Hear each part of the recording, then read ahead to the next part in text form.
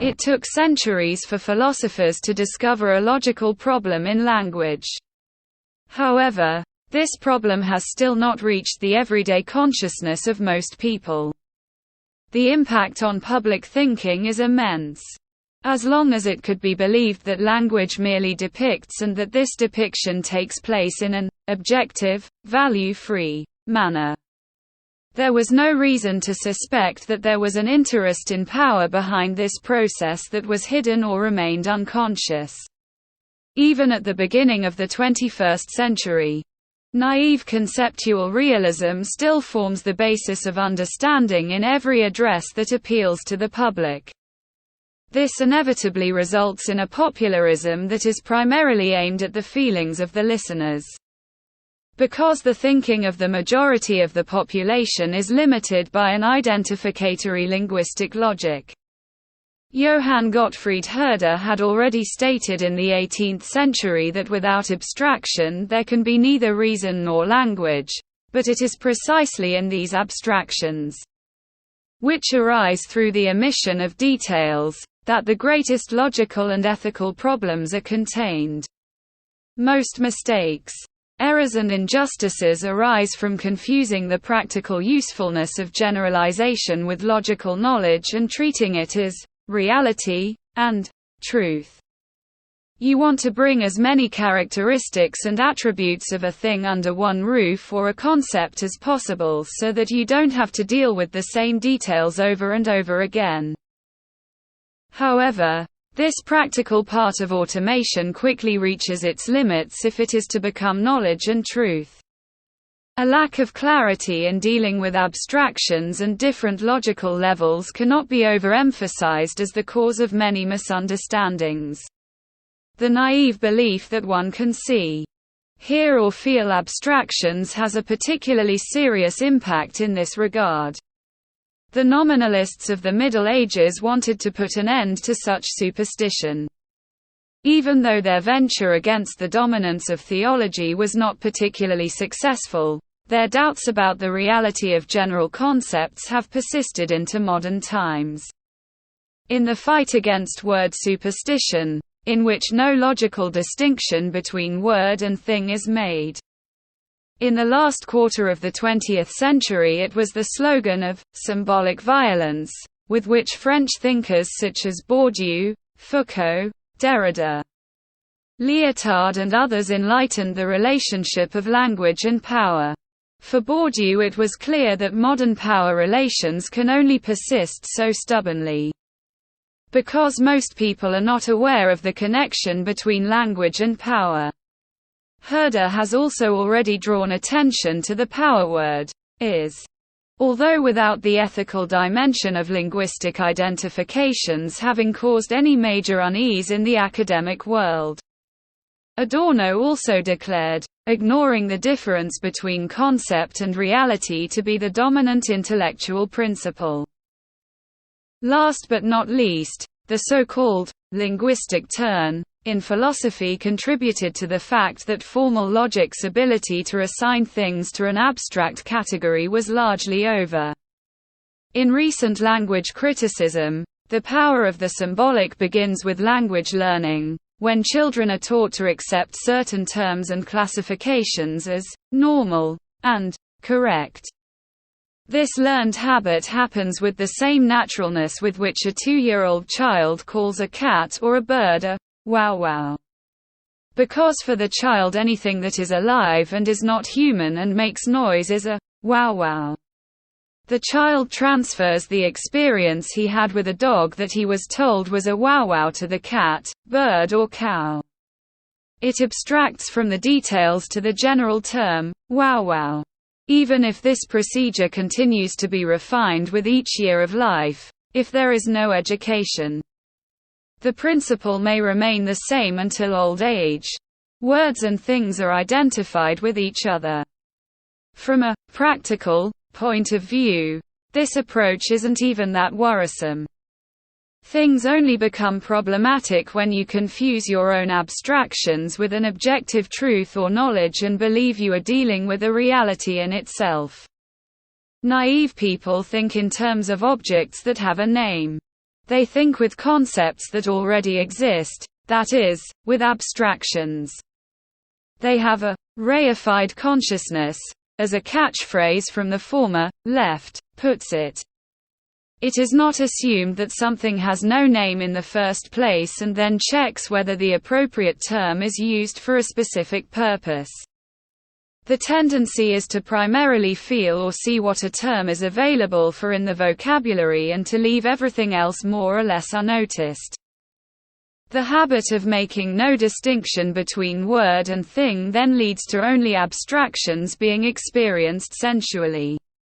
The identification of word and thing occurs almost automatically in the natural mind, which means no more thought is involved. In general, most people have fairly general concepts of things. Perhaps not as general as a small child who only knows flowers, and no tulip or rose, but so general that in most cases it is still quite a lot to scope for greater specialization.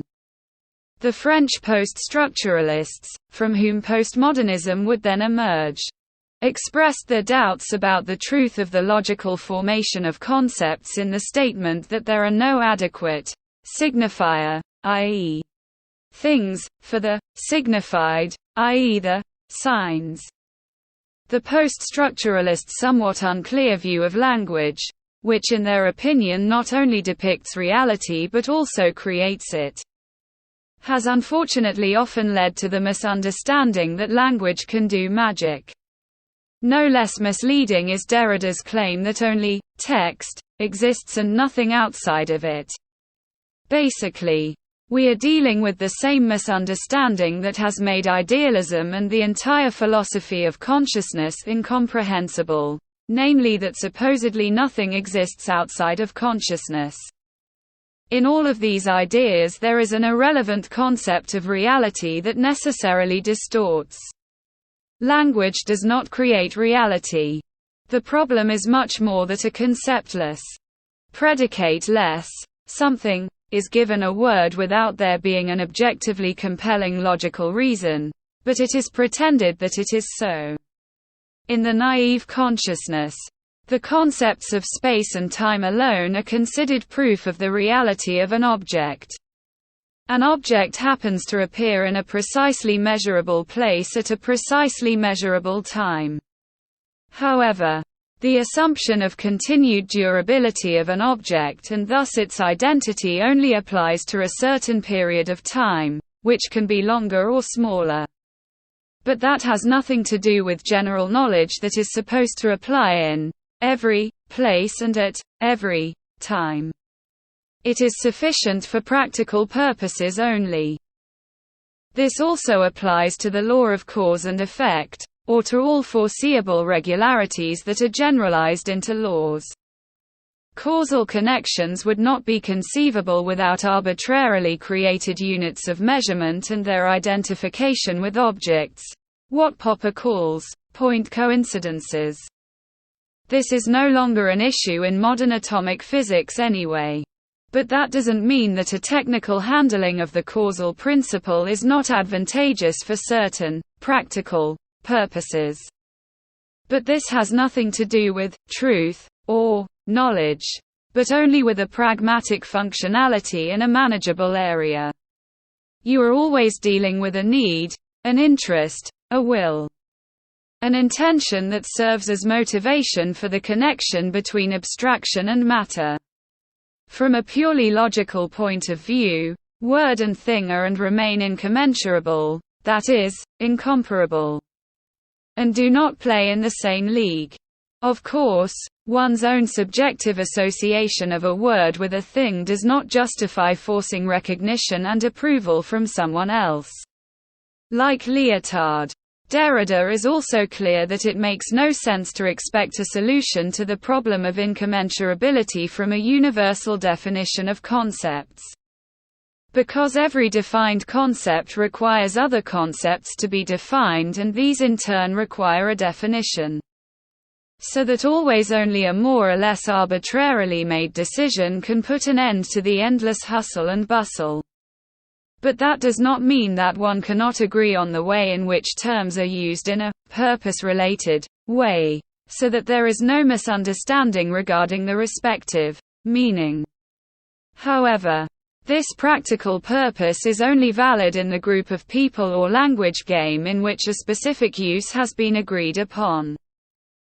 In the language and sign theory of the modern French was again put on the agenda, what should no longer have been an issue since nominalism, but which is tirelessly and pointlessly denied again and again by the realists and positivists, namely, that language and words represent everything possible, just no universal knowledge. No objective truth and no neutral knowledge. Language is important primarily from a practical point of view, as a form of exercise of power. In order for this to become clear, it first had to be understood that none of the supposedly objective descriptions is really neutral, and the reason for this is that no thing can be isolated independently of the context in which it is placed, but relationships into which an object can be placed are, in principle, unlimited. This means that it is no longer possible to determine an objective fact in a logical, rational way. Interest guides knowledge. The question of facts has to be subordinated to the question of justification, and is therefore a case for ethics. The means of asserting one's interests is called power. The word itself is not of decisive importance. It's about the ability to let your will happen. Where there is a will that strives towards a goal, this will is concerned with using the appropriate means that make a goal achievable. The question of legitimacy only comes into play when opposing interests collide, and it is not just mere ability that determines whether someone achieves their purpose, but also the way in which such a purpose or interest is enforced, i.e., whether ethical norms and rules of society as a whole are followed or not. The role language plays in such a quest for power was already an important topic among the sophists in ancient Greece. For the sophists, the impossibility of objective truth was a foregone conclusion. Therefore, for them, claiming objectivity was nothing more than an attempt to deceive an opponent. In general, the sophists were masters in the art of turning the apparently weaker side into the stronger, which made them the forefathers of modern litigation. There is a reason that, apart from a few charismatic natural talents, there is hardly a politician or business executive who has not taken a rhetoric course. Anyone who knows how to use language to their advantage will find it much easier to lull other people with arguments that are good for nothing other than mercilessly exploiting their opponent's weaknesses. The problem of non-legitimized power could not be an issue in a conception of language that merely depicts, and only becomes clearly apparent with the fundamental incomparability of word and thing. Because only then does the meaning of interest in questions of knowledge become understandable. In the naive procedure of identifying concept and object, the existence of a word is almost a guarantee. Recognizing something and vice versa, something for which there is no word can only penetrate consciousness with great difficulty, if at all. In the early handbooks on economics, the concept of exploitation is not mentioned on any page. It was practically non-existent, except perhaps in the form of a vague feeling that the wages paid for a job were somehow too small compared to the entrepreneur's profits. In the same routine, anything that cannot be registered as a measurable object was also immersed in a nebulous veil. This fate was shared between a person's will and his soul, or consciousness. But the meaning of God and the devil also falls victim to the provable reality of the objective. Anything that cannot be proven using scientific methods is more or less seen as an illusion that has no reasonable basis.